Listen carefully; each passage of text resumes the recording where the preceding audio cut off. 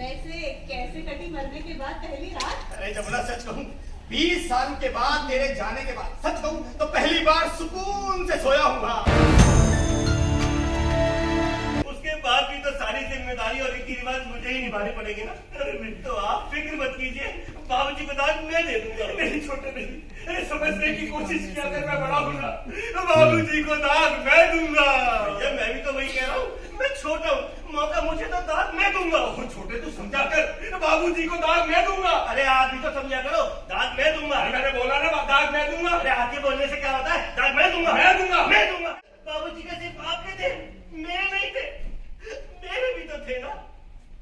और वैसे भी तब आपका प्यार कहाँ चला गया था जब आप उनको छोड़कर विदेश भाग गए थे।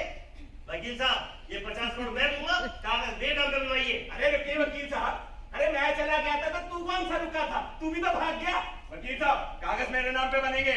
अरे वकील साहब कागज मेरे नाम पे बनेंगे। अरे मैंने बोला ना मेरे नाम पे बनेंगे। अरे मेरे नाम पे, मेरे नाम पे। 13वीं में ना 56 भोग बनने चाहिए। बाबूजी को खाना कितना पसंद था ना, है ना? अरे राघव जी मालिक। भाई सारे रिश्तेदारों को 13वीं के इनविटेशन तो भेज दिए ना। जी मालिक। बाबूजी चाहते थे कि उनकी 13वीं पर पूरा कुनबा एक साथ इकट्ठा हो। अरे रमन जी मालिक, मैं हलवाई को कहना कि खाने में मसाला कूट कूट। जी हाँ, मैं ही हूँ गुलजारी लाल और ये सब लोग यहाँ मेरी ही वजह से आए। आप लोगों को लग रहा होगा कि ये लोग मेरे मरने पे आंसू बहा रहे हैं। जी नहीं, ये आंसू मेरे मरने के नहीं बल्कि मेरे मरने की खुशी में बहाए जा रहे हैं। और इन लोगों की खुशी का राज है मेरी ये 200 करोड़ की प्रॉपर्टी। आइए मैं इन सबसे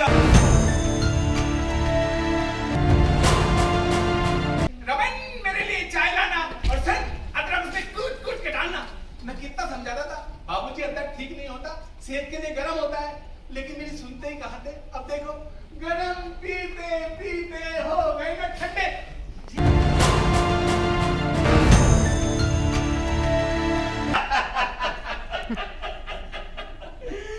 माना तुम्हें कानून का पता है, लेकिन दुनियादारी तुम कुछ नहीं जानती बुआ।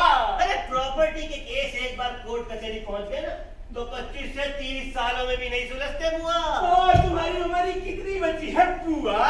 पर आप चाहो तो आपके लिए हमारे पास एक ऑफर है। ऑफर? कैसा ऑफर? अगर आप एनओसी पर साइन करने के लिए तैयार हो तो आपके लिए हरिद्वार में गंगा किनारे 4 BHK लग्जरी फ्लैट।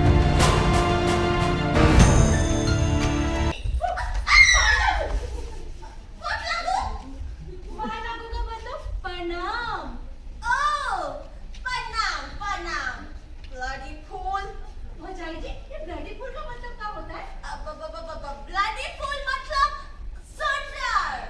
आप बहुत बहुत सुंदर लगता है। ओह, सुंदर।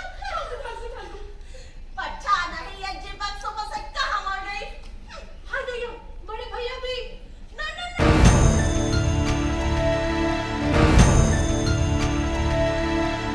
अंबानी, अदानी। Excuse me, ये हाथ कैसा लग रहा है बताइए ना? कितनी बार कहा है तुझे जब अंग्रेजी नहीं आती तो काहे इसकी हत्या करती है हत्यारिन। हत्यारन? क्यों जी? वो भौजाई जी जब अंग्रेज में बटर करती है और आप अपने कान फाड़ के सुनते हो तब तो आपको बहुत ब्लडी फूल लगती है ना? कि कौन सा फूल? अरे आप इतना भी नहीं समझते? ब्लडी फूल का मतलब होता है सुंदर। अरे वो ब्यूटीफुल होता है मेरी ब्लडी फूल। हाँ तुम नाराज थे हैं? अभी तो इनकी जवानी फूटना शुरू हुई थी। क्या? हाँ सारा दिन मैट्रिमोनियल साइट्स पे अपने लिए लड़कियां ढूंढा करता था। कम वक्त उम्र की भी परवाह नहीं थी। क्या इस उम्र में लड़कियां? हाँ अरे 20 साल पहले बेचारे की बीवी गुजर गई थी। कहा करता था जवानी को जैसे तैसे काटी, लेकिन बुढ़ापा नहीं काटा जाएगा। अरे कोई तो सुंदर सुशील जवान लड़की मिल जाए तो क्या कहना।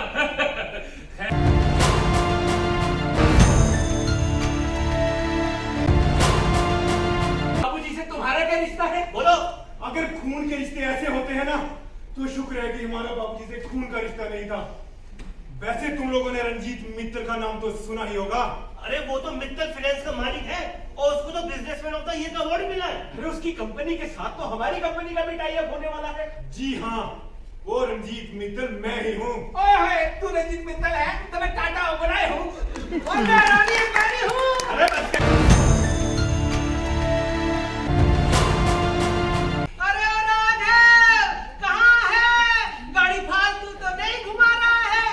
और थे इतने कंजूस, मीटर की रीडिंग तो नोट करके रखते थे, पेट्रोल की सुई पर भी निशान लगा के रखते थे, कहीं मैं पेट्रोल बेच न दूं। अब देखो ना, पेट्रोल बचाते बचाते खुद ही नहीं। पर कह रहे थे 1 तारीख को तनख्वाह दे दूंगा, अब देख 31 को निकल लिए। तेरी भी रोक रखी थी 2 महीने की। अरे तो बाबूजी लोग आ गए, अब इनसे ही ले लेंगे। और इन्होंने भी नहीं दी तो देखो ये बात तो सही करा। अबे गूंगे, ओ गूंगे, ओ गूंगे, आया अली का आया। आ गया। ओ ए हैं। अबे अकड़ देख रहा है इसकी। अभी इसकी अकड़ निकालते हैं। चल बे, घर का सारा काम झाड़ू पोछा बर्तन सब साफ करके आ, नहीं तो नहीं। ओ नहीं तो तेरा बिस्तर उस कुत्ते के साथ लगवा दूंगा जो बाहर बैठा है। चल खाओ दबाओ ऐसे। और सुन, ये सामान लेके जा। चल। अपने होले अत्तन होले अब जी आले आराम है यार। ए आ गई नहीं क्या बोला? उच नहीं अगर हमें इस जायदाद में से हिस्सा मिल गया तो इससे गूंगे का अपना नौकर रख लेंगे। अरे वकील साहब, अरे गोद कब ले लिया? हमें तो इस बारे में कुछ पता भी नहीं है। अरे तुम्हें पता भी कहां से होगा? तुम लोग तो उसे छोड़कर भाग गए थे। ये बेचारे तुझे बारिश में कहीं भीगते हुए मिले, उसका दिल पसीज गया तो इन्हें अपने साथ घर ले आए। माँ बाप दोनों का प्यार दिया और इन्होंने भी औलाद होने के सारे फर्ज निभाए। रंजीत पढ़ना चाहता था तो गुलजारी लाल ने उसे पढ़ने के लिए पहले शहर फिर विदेश भेज दिया और दीपा वो यही रहकर गुलजारी लाल की सेवा करने लगी। लेकिन उस पर भी इस बुढ़िया की टेढ़ी नजर पड़ गई। गुलजारी लाल को बहला फुसलाकर दीपा को अपने साथ ले गई। उस दिन जब मैंने इन्हें फटे हाल देखा तो मैं समझ गया ये अनाथ बेचारे फिर से अनाथ हो गए। कोई बात नहीं मानी, एक बात मानी और देख पूरे का पूरा खानदान एक साथ इकट्ठा हो गया।